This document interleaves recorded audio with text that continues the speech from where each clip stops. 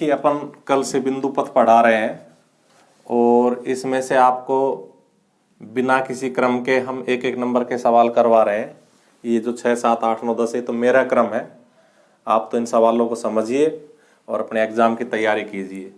तो दो प्रतिच्छेदी रेखाओं से समान दूरी पर रहने वाले बिंदुओं का बिंदु पथ लिखिए। तो देखो हम इस प्रकार से दो प्रतिच्छेदी रेखाएं बना सकते हैं और इन प्रतिच्छेदी रेखाओं से समान दूरी पर रहने वाले बिंदु ढूंढ ले। तो अगर इधर की तरफ ढूंढे तो ये बिंदु ऐसा जो यहाँ से भी इतना ही, यहाँ से भी इतना ही है, यानी कि ये जो बिंदु है, ये कोई सा भी एक बिंदु देख लो, यहाँ से भी उतना ही है, यहाँ से भी उतना ही है, अर्थात ये डिस्टेंस और ये डिस्टेंस समान है। अगर ये ए है तो फिर ये भी ए है। तो ये जो बिंदु है इनसे क्या आकृति बन गई, आप देख सकते हो। इन बिंदुओं से, जो इन दो प्रतिच्छेदी रेखाओं से समान दूरी पर है, इन बिंदुओं से क्या आकृति बन गई, ये जो कोण बनाती है ना प्रतिच्छेदी रेखा है, ये इन कोणों का समद्विभाजक अर्थात बिल्कुल बीचों बीच से गुजरता है। आधा कोण ऊपर रह जाता है, आधा नीचे। इसी प्रकार से हम इधर भी आकार बना के दिखा सकते हैं, इधर भी बना के दिखा सकते हैं, इधर भी एक ही पर्याप्त है। तो हम क्या लिखेंगे, हम इसका आंसर लिखेंगे प्रतिच्छेदी रेखाओं से बने कोण का अर्धक। ये प्रतिच्छेदी रेखाओं से बना कोण है, इसका ये अर्धक बन जाता है। प्रतिच्छेदी रेखाओं से बने कोण का अर्धक, का अर्धक भी लिख सकते हो और समद्विभाजक भी लिख सकते हो। प्रतिच्छेदी रेखाओं से बने कोण का समद्विभाजक भी लिख सकते हो। त्रिभुज के तीनों शीर्षों से समदूरस्थ बिंदु का बिंदु पथ लिखिए। तो ये त्रिभुज होता है, इसके तीनों शीर्षों से जो समदूरस्थ बिंदु होता है उसको सेंटर मान करके एक परिवृत्त खींचा जाता है। अतः परिवृत्त के केंद्र को हम परिकेंद्र कहते हैं। तो ये यहां से भी उतनी दूरी पर है, यहां से भी उतनी दूरी पर है और यहां से भी उतनी दूरी पर है, इसलिए इसका नाम क्या हो जाएगा, परिकेंद्र हो जाएगा। तो ये हो गया आपका परिकेंद्र। उसके बाद त्रिभुज की तीनों भुजाओं से, तो अगर त्रिभुज की तीनों भुजाओं से समान दूरी पर रहने वाले बिंदु का बिंदु पथ लिखना हो तो जो त्रिभुज की तीनों भुजाओं से समान दूरी पर होता है, इससे भी उतनी दूर हो, इससे भी उतनी दूर हो और इससे भी उतनी दूर हो, वो कहलाता है अंतः केंद्र। क्योंकि उससे उस केंद्र को मान करके अंतर्गत वृत्त की रचना की जाती है, अतः वो अंतः केंद्र कहलाता है। तो इसका आंसर क्या हो जाएगा, अंतः केंद्र।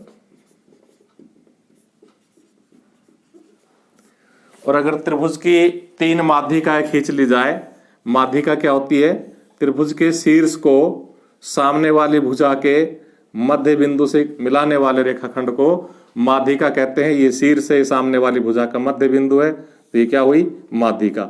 इसी प्रकार से ये भी क्या हुई, ये भी माध्यिका हुई, क्योंकि शीर्ष है और ये सामने वाली भुजा के मध्य बिंदु से मिला दिया।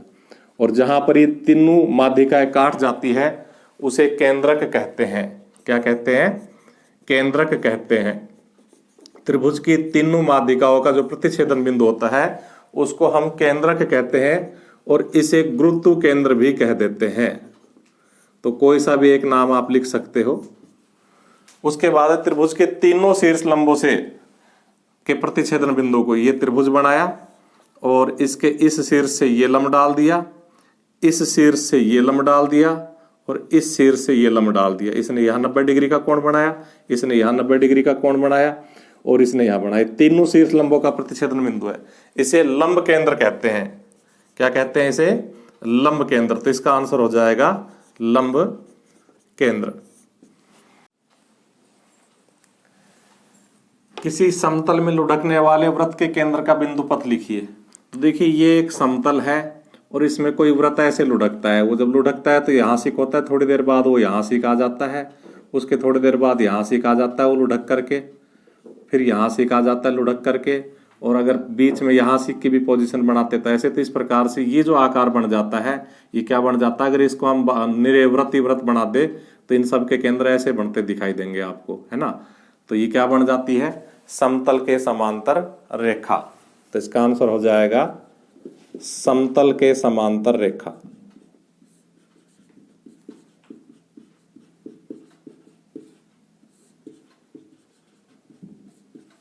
घड़ी के पेंडुलम देखो घड़ी पुराने जमाने में होती थी, आजकल तो शायद आप नहीं देख पाते होंगे।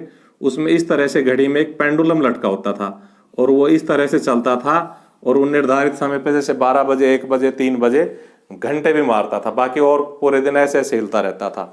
तो इस प्रकार से जब पेंडुलम हिलता है इस प्रकार से, तो ये क्या बनाता है, इस त्रिज्या का ये चाप बनाता है, क्योंकि इससे पूरा वृत्त बन सकता है ऐसे। और वृत्त का एक छोटा भाग क्या कहलाता है, चाप कहलाता है। तो हम क्या लिखेंगे, हम लिखेंगे वृत्त का चाप।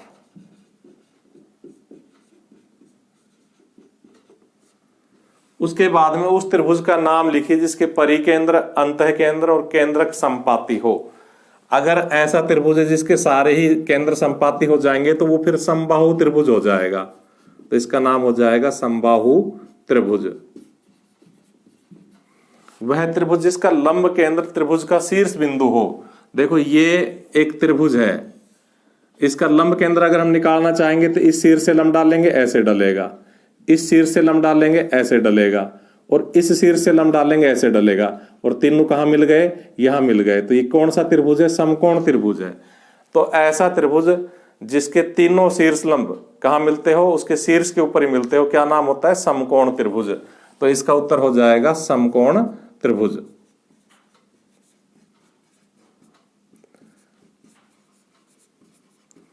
किसी समकोण त्रिभुज की दो माध्यिकाएं समान हो तो त्रिभुज होगा समद्विबाहु।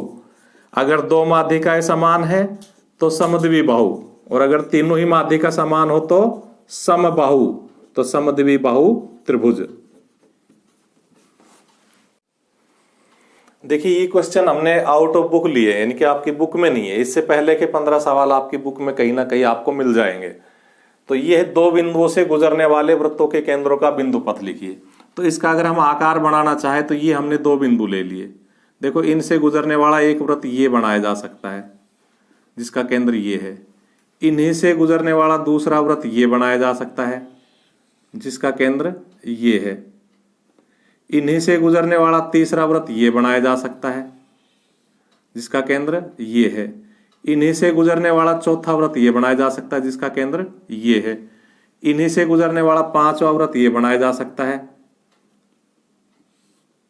तो इस प्रकार से इन दो बिंदुओं से गुजरने वाले वृत्तों का केंद्र क्या बनता जा रहा है, इन दोनों बिंदुओं को मिलाने वाले रेखाखंड का लंब समद्विभाजक बनता जा रहा है। उत्तर एक ही हो सकता है, सवाल अलग अलग हो सकते हैं, लेकिन आप समझ करके लिखोगे, क्योंकि ऐसा आंसर हमारा दो बिंदुओं से समान दूरी पर रहने वाले बिंदुओं के बिंदु पथ का भी है। तो इसका भी सेम आंसर हो जाएगा क्या, दोनों बिंदुओं को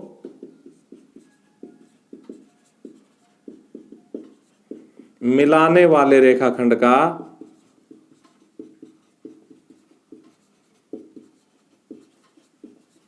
लंब समद्विभाजक।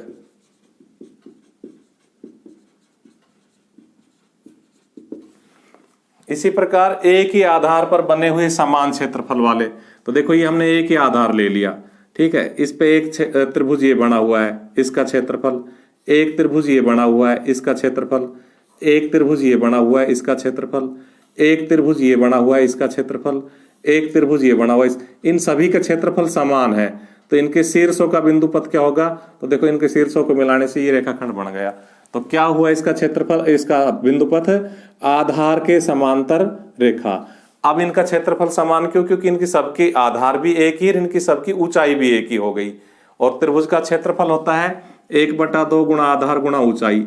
जब सभी का आधार बराबर है, सभी की ऊंचाई बराबर है, तो सभी का क्षेत्रफल भी बराबर होगा। लेकिन ये त्रिभुज नीचे की तरफ भी हो सकते हैं, जैसे एक त्रिभुज ये हुआ, एक त्रिभुज ये हुआ, एक त्रिभुज ये हुआ, एक त्रिभुज आपका ये हो जाए इधर, और ये भी क्या है, इनके भी क्षेत्रफल बराबर है।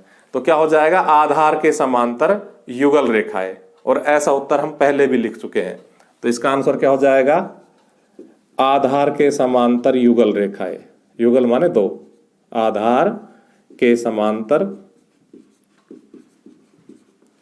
युगल रेखाएं।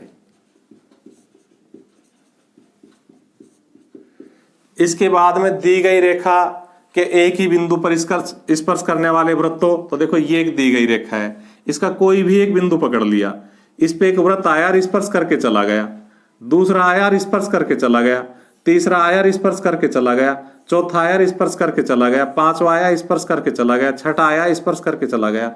ये क्या बन गया? ये इस दिए गए बिंदु पर लंब खिंच गया। तो दी गई रेखा के उस बिंदु पर खींचा गया लंब। आंसर हो जाएगा उस बिंदु पर खींचा गया लंब।